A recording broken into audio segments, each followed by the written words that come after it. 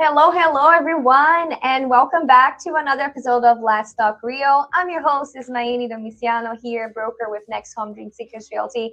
And today we have a very special episode because I am not alone. As you can see, I have some very good hosts here. So I'm going to introduce you. First, I have Tiffany here sitting with me, Tiffany Kadri Noma. She is one of the agents here next home. Hi, Tiffany. Hey, Welcome to yes, the Let's Talk Real. thank you. I'm so glad to be here. Your local expert, real estate agent, Tiffany Kadri-Noma, and I'm here for you all. Aw. And then also here with us is another agent here from Next Home, is Scott Yako. Say, Scott, how are you? Good. How are you guys doing? Very good, and thank you so much Awesome. for joining us. Not I a know problem. this is awesome. So today we're going to be talking about a topic that's maybe a little more closer to heart for both of you guys, being newer-ish or maybe newer, Scott, and not as new but still fairly new agents from Tiff's side. So we're going to be talking about from nervous to negotiating, building confidence the right way. That's the topic of today. And I will be hoping that you guys help me out on kind of exploring this topic and maybe teaching, agents out there a little bit about how to break this nervousness of getting started in the industry. So without further ado, before we get more into the topic, I would love to hear from you guys. Let's start with you, Tiff. Mhm. So how long have you been licensed as a realtor? I actually got licensed at the end of 2022. Okay. So 2000, beginning of 2023 was like my first really introduction of being a realtor. Okay. So it's about almost 3 years now. Yeah, it's a pretty solid time frame. Yeah, Yeah. it's pretty good. And what about you, Scott? I believe mine would be coming up on a year here in May. So still within that year First right year. now. But yep, coming up on a full year. Awesome. Yeah, I know those things, but I just have to. No, that's good. So, that I do have a question for you guys, and hopefully, I'm not putting you guys on the spot. But if you could use one word to describe how your very first 30 days in the industry went, what would that word be? Let's go, Scott. You first now. Awesome. No No, pressure. I think with my background, having another full time job, I would say overwhelmed is the best word. Not necessarily, the trainings and the classes that you take, they were very helpful. Obviously, seeing words that you were used to seeing in the classroom, Yeah. you knew what was happening. But once you stepped into the real estate world, working with a brokerage and going through the orientation process, Yeah. learning how the company goes about doing things, and then all of the updates that are happening to forms. And so it was just very overwhelming. On Yeah. top of that, with me, having another full-time job. Yeah, it was just overwhelming, I think would be the best answer. Yeah. And it's true. A lot of people feel that, especially when you're joining real estate as a part-time agent. And a lot of us do because, it takes time to transition. That adjustment is very, very intense, I would Mhm. say. And you just don't expect how much training you still have to take and things that you have to learn and systems you have to learn to use and understand. And then you actually particularly joined when there was a massive change in all the forms in the industry. So I feel like you had just learned something and you had to relearn again, right out straight out of Yeah. the beginning. So yeah, I can see why you chose that word. But overall means it's always affiliated to also being good because that means you're receiving so much more. It's just how you handle that overwhelm. And Yeah. I think for the most part you handle pretty well. So Thank that's good. you. Yeah. What about you, Tiff? Yeah, I understand, Scott. But for me, I think I was kind of unprepared. Unprepared. So when you go to school and you learn all the things real estate and you're passing all these tests, you feel like a superstar. Yeah.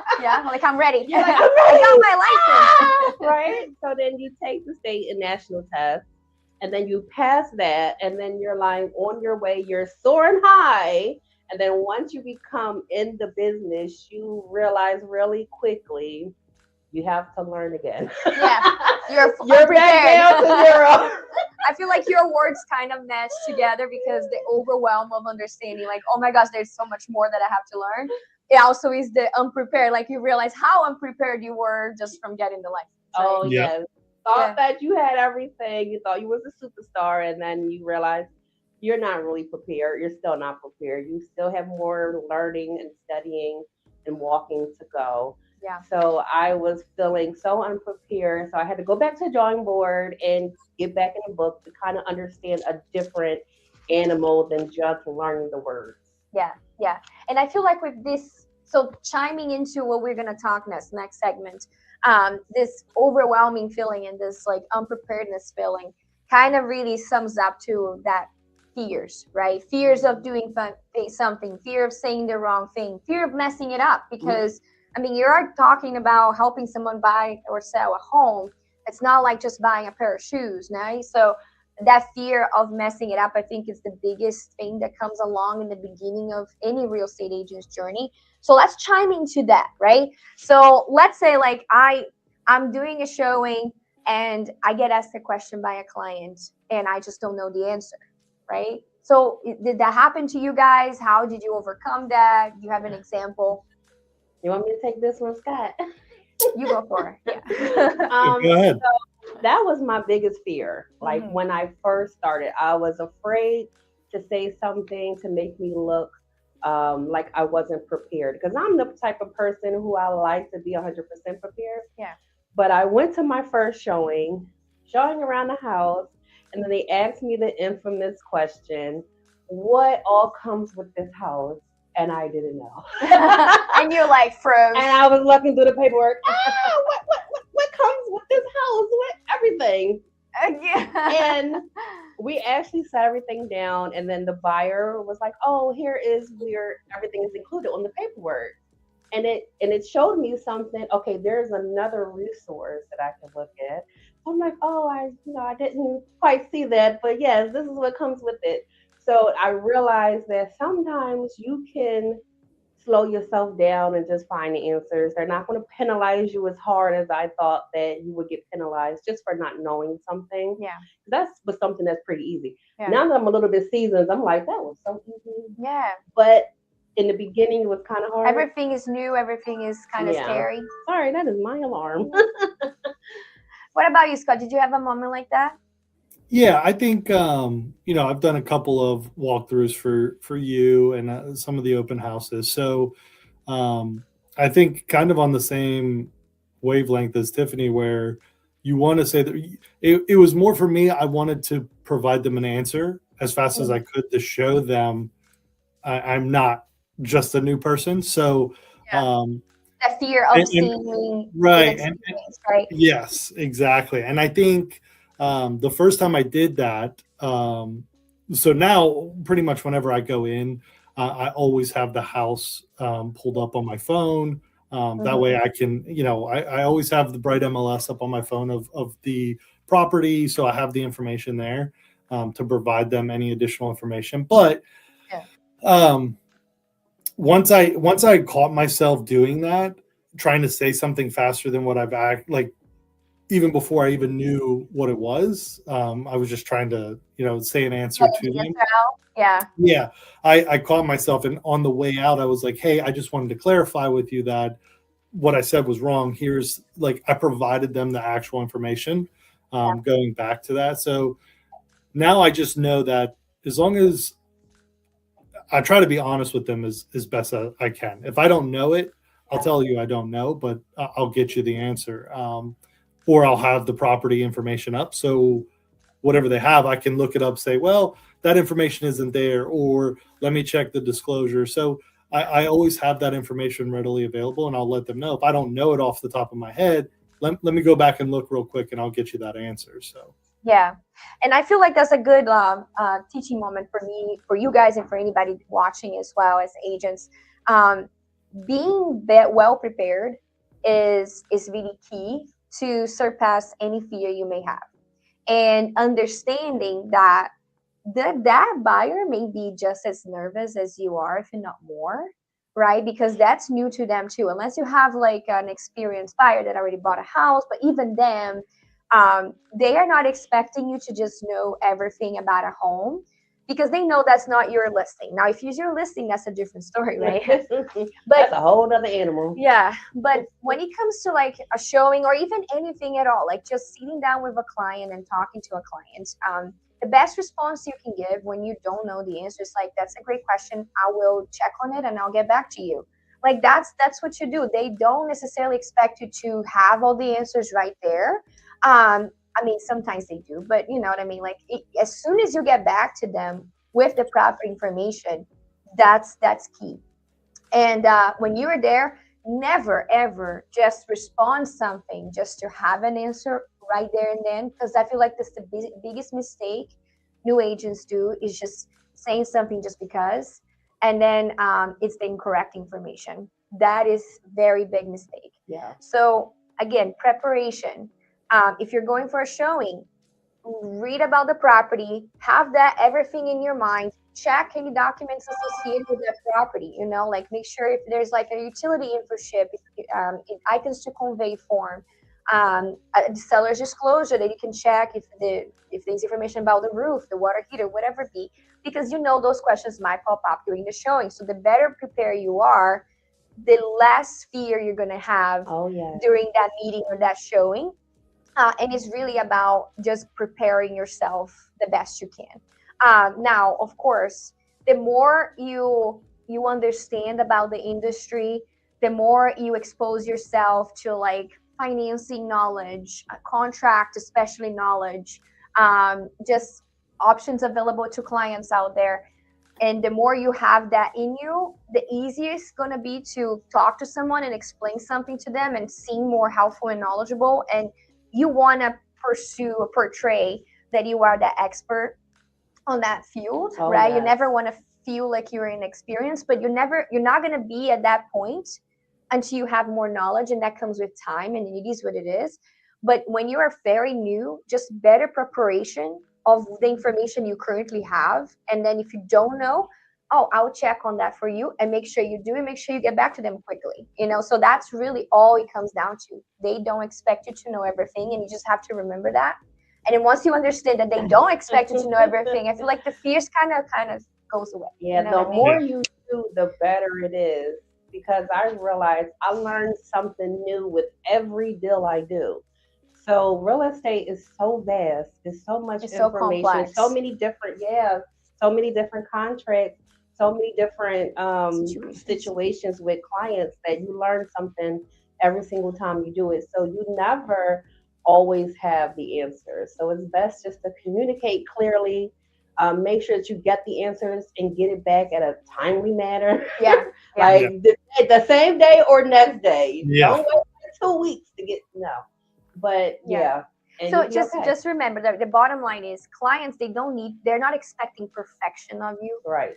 They're expecting honesty and preparation And professionalism. and professionalism, which is a combination, right? So if Yeah. you are prepared and you're honest and you're taking care of them, that's all they care. That's Like right. they don't expect you to be perfect. They actually don't want you to be perfect, to be honest. They want you to be humanized, to work with you, because it's a relationship business. It's not like you're not robots, you know? So forget about trying to be perfect. Just be prepared, just be honest, and then get the information if you don't have it, period. And then honestly, the fears should definitely shrink out. Now, nervousness is a different story because, you know, if you're new and it's your first time doing anything, of course you're going to feel nervous, and that means you care, and that is okay.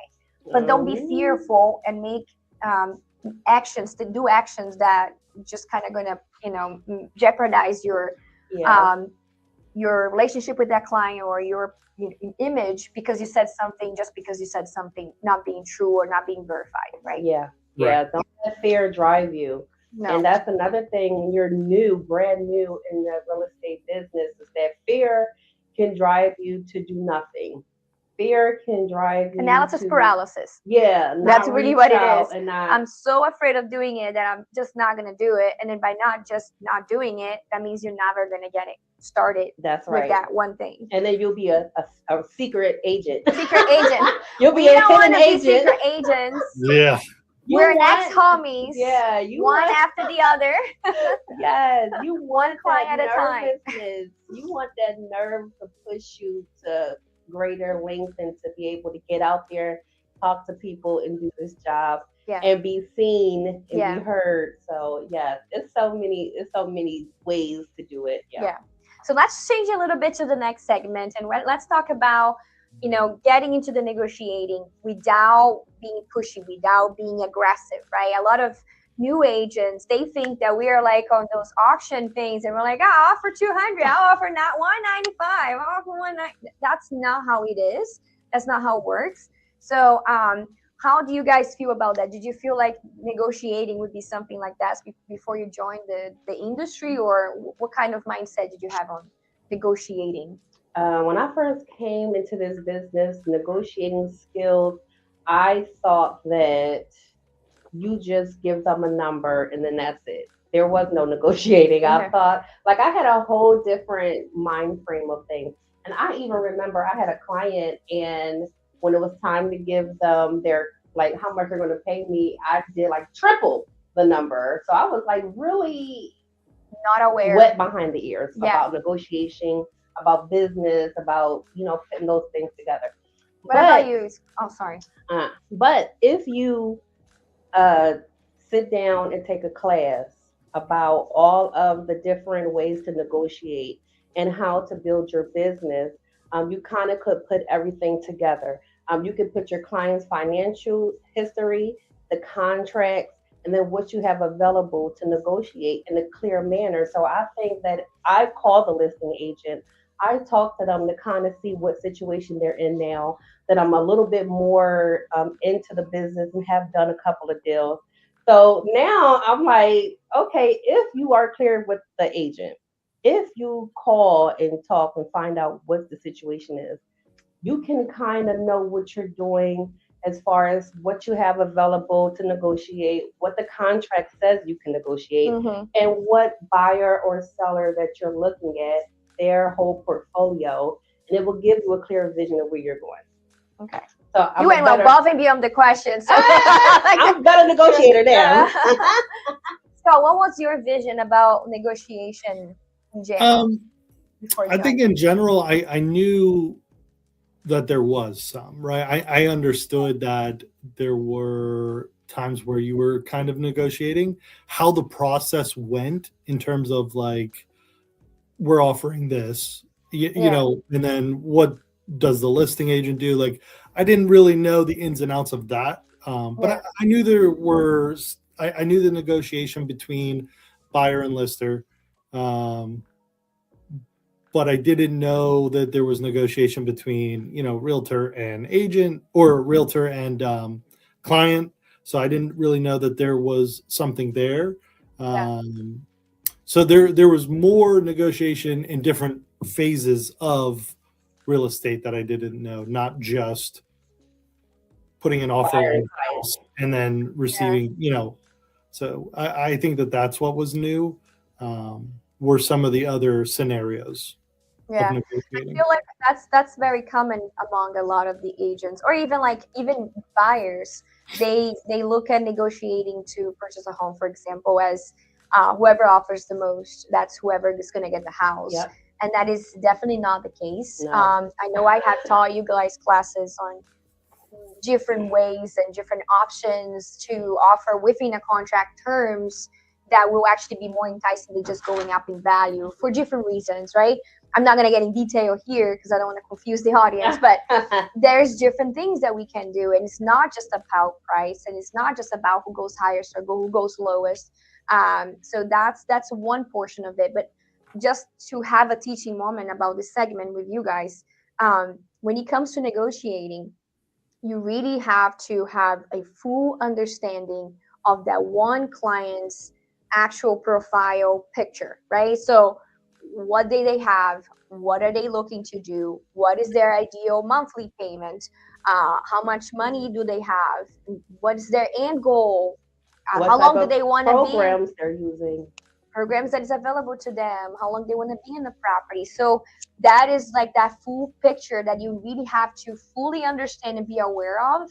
That way, when you find a property for them that they're interested in, now you know how to properly provide them, like, oh, here's the options that you have to create this offer. If we're in a competing situation, this is what you can do in particular, because every client is going to have a different buying power, right?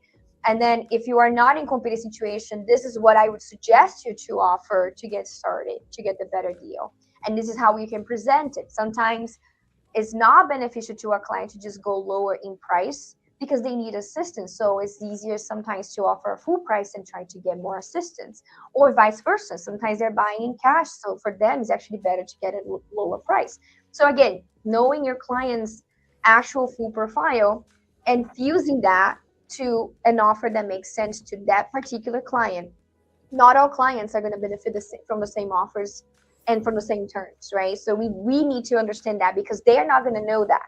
For them, they're like, I want this house, I'm approved for this amount, let me And get the that's what I want. house.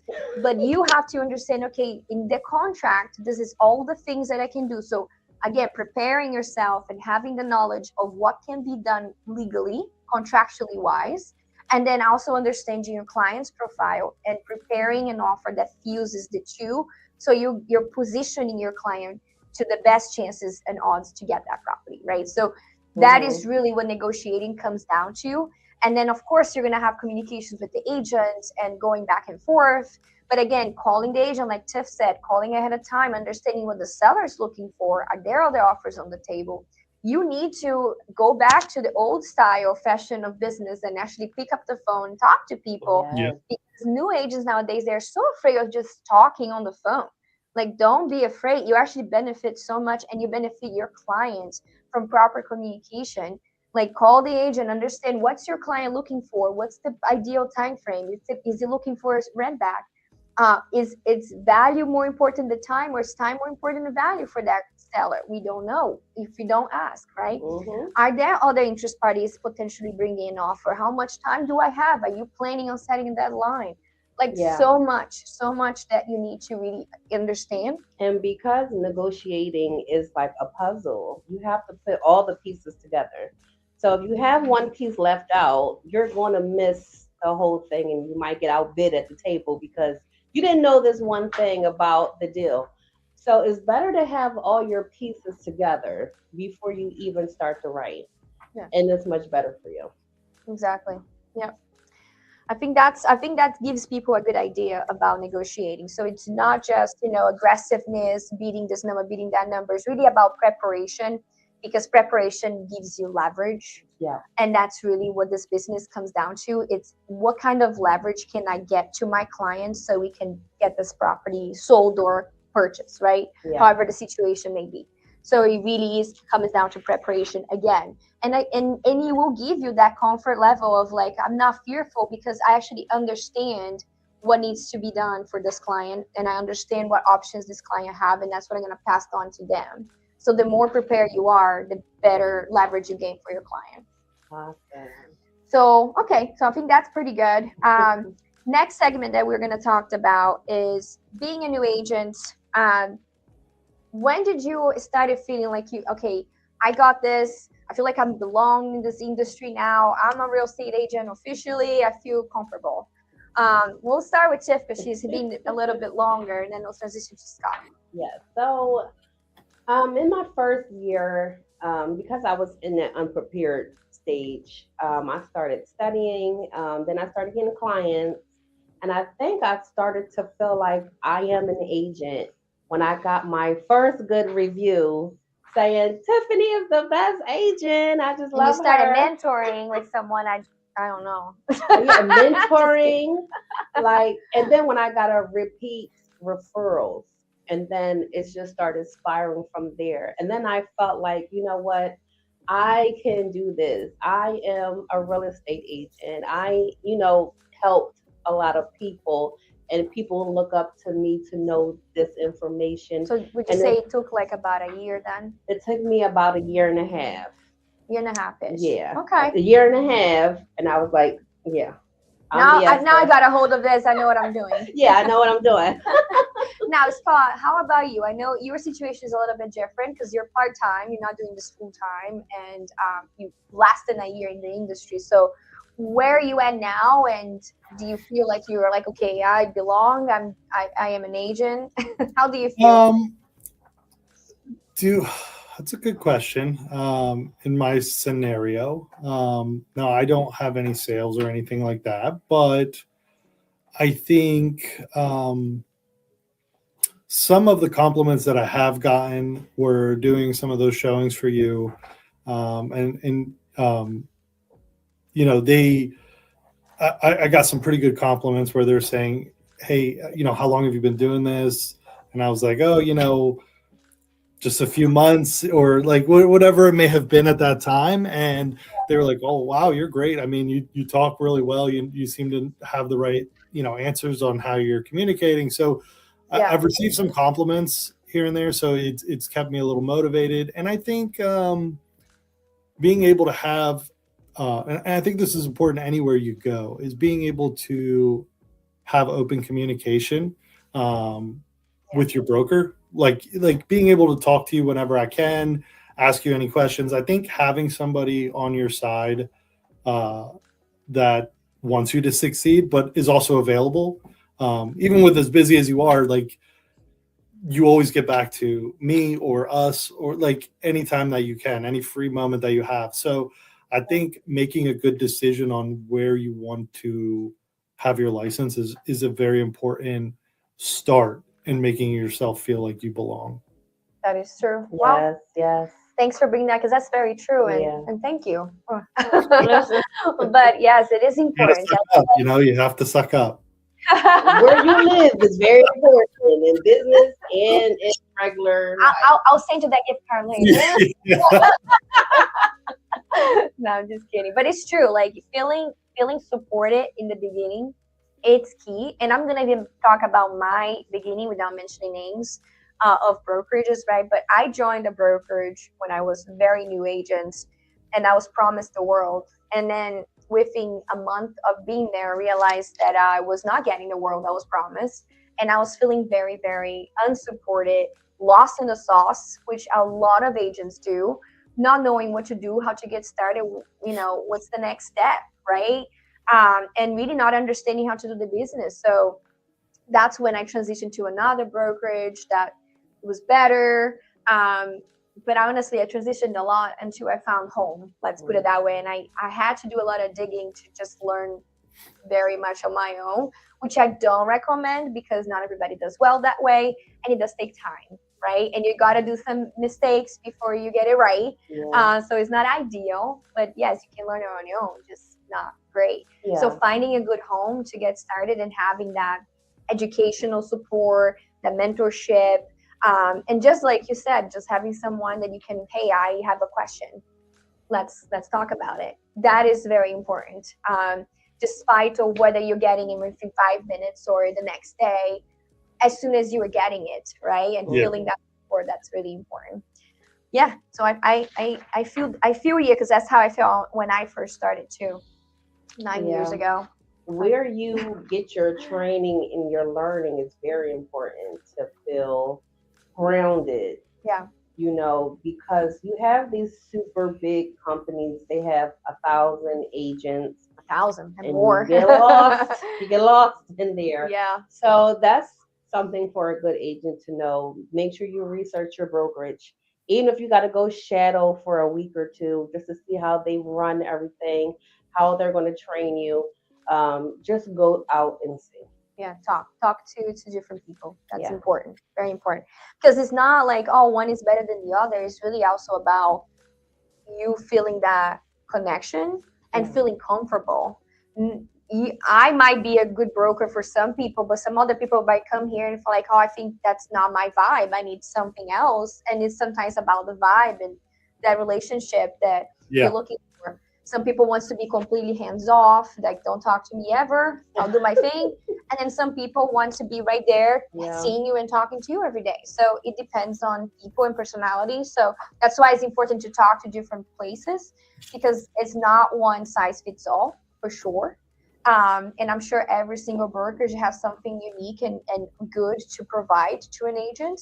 It's just what exactly you in particular as an agent is looking for, and Yeah. where you feel comfortable, where you feel home. How you learn the best. Yeah, Like that's where you should go. exactly. Exactly. Okay, I think that was pretty decent. Now, next segment, what should clients look for in a confident agent, right?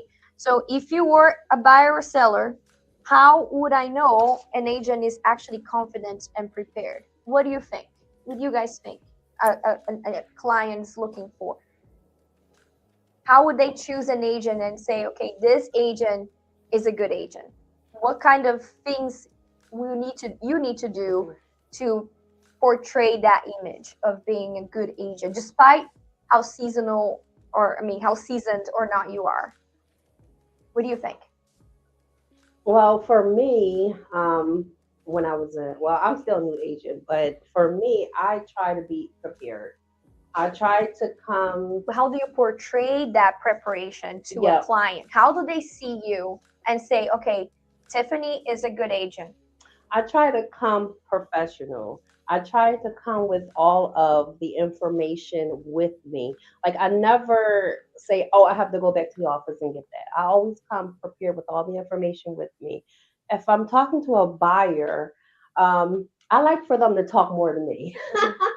And I think confidence come with you knowing which road to go, kind of guiding them where they need to be at, and Mhm. showing that you understand their walk and what they want. Okay. For buyers, Okay. for sellers, it's kind of like a different animal for sellers. Um, Well, you not really. So I think you're for me, overthinking the question. What I'm asking is, because the confident what level what is is a yeah. client, period, of being a seller or a Hmm. buyer? What are they looking for? Characteristics, not a Yeah. specific situation, but characteristics that will say, okay, this is a good agent, despite of me being a buyer or seller. So what do you think some characteristics are that you need to work on or have it in order for someone to look at you and say, you are a good agent?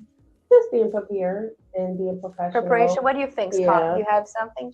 Yeah, I think for me it was so it's presentation at first. I think Yeah. being presentable, being punctual, and Yep. then the Personality, way you communicate. Like communication. so you're communicating like the your tone, the way you answer questions, treating people with respect. I Exactly. think it just kind of starts with there, making it seem like you are just another person, but you can help them.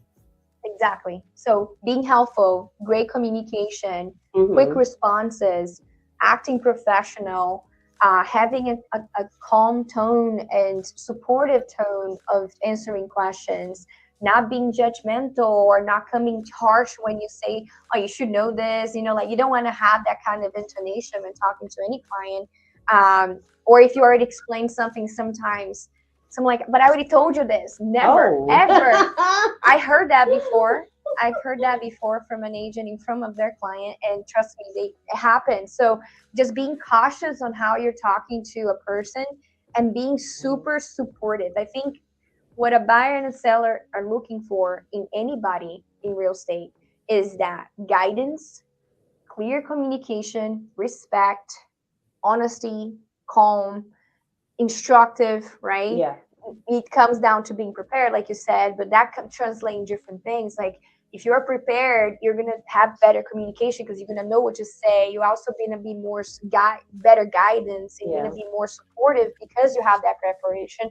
So preparation really is like the top, I would say, Hmm. and it translates into so many good characteristics that a buyer and seller may be looking for. But you Um, got to be a little bit cautious because preparation and like making a buyer feel confident in you, everyone has their own different personalities. yeah, So I think it's like a chart where it's like five different personalities. Some people like more information.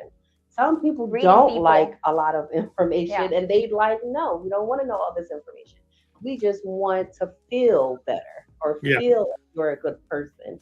And so you have to look at different personalities when you're going into the transaction. Yep. To know how to present it better. Yeah, you need to be almost like a psychologist, Chameleon. A chameleon. chameleon, yeah. You need to like I'm not gonna change who I am because of a client, right? So if I have a bubbly personality, I'm a goofball sometimes, I'm not gonna change that per se, but I'm gonna tone it down. If a client in particular is more serious and more analytical, I'm not gonna be throwing jokes and being like, oh, easygoing. Right. If I can see that that's not how that person in particular portrays, right? Exactly. So that's what we need to adjust. Never change who you are, because who you are is going to attract who you want to work with. But you definitely want to read people. And like you said, for information and purposes, you don't want to overshare. I mean, you want to share the proper information, don't get me wrong. But if someone is not really keen the numbers, you don't want to go nitty gritty explaining what each number is. You just want to say, look, this is going to be your total. This is going to be your monthly payment. Great. Okay. Some people know, but what is that? Well, what is that? Now you know you have an analytical person. So reading that. But I feel like just what they're looking for as far as who we are and what would be the ideal agent, I think those are what we talked about. Communication. Yeah. Guidance. That's like support. the basic. Yeah. You have to have that. And if you have all of those things, everything else would kind of translate and come out in the right way. And also setting the right expectations, I feel like it's important. So if a client wants to know what you expect of them, despite of whether they're buyer and seller. So when you set proper expectations, they will feel like they have structure and they know what they need to do and they don't feel lost. And it's going to put less stress on you as an agent to continue to, continuously be there. Oh, like this is this now. You still want to do that, but you want to set those expectations ahead of time and say, okay, and stick to it. So you're saying, hey, I'm going to give you a call every Monday after you get on the contract to give you an update. That means you better call every Monday if you're telling them that you're saying you're going to do that. But setting those expectations, whatever they are, of how you're going to work and actually, come up and fill up your promise in a way, it's important. You guys have anything else to add to it? No, that was perfect. Yeah. Like that is like the whole scenario in one. Like if you want to build confidence, just say what you're going to do and do it. And everyone has a different personality. And you know what? It just reminded me of a deal that I had where the buyer was with an agent, but they were too analytical for them. They said too much stuff, too much information, and their contract ended. And then I'm just straight to the point. Like I'm just a person. You're not as analytical. I'm like straight to the point. I like tell you what I expect from you. I set up goals and then that's what we do. So they really liked it that way. So that taught me that you have to go how they want to go with the flow. You can't just treat everyone the same because everyone's different. Yeah, like I said, adjust yourself, right? And honestly, also understand that sometimes not all clients are your clients. Right? And if that happens, just the more seasoned you are, the earliest you're gonna know the tells. And then you can make a choice. Like, do you want to work with that kind of person or not? Because sometimes it's not worth it. Not worth your mental. Like some people are difficult to work with for your own personality. So you do need to make those decisions. And as a new agent, you want to work with everyone because you're new. So you don't realize that there's certain niches that you might be great at just to focus on that. So it's broad. It's a broad career. Yeah. So if we're closing for this episode, which I think we talked about a lot of good things, fear is normal. Skill we build. So don't feel like you have to be fully skilled and prepared and know everything at all. You won't be, because I've been in the industry for almost 10 years and I'm still learning. So don't feel like you need to be fully 100%, but be prepared. That's the key word there. Systems matter. So the more you are aware of how to use the systems available to you, the better you're going to be as an agent. Accountability matters. Make sure you're keeping yourself accountable. Make sure you're taking care of the things that needs to be taken care of on a daily basis, and stay accountable to your clients. When you say you're going to do something, make sure you do it.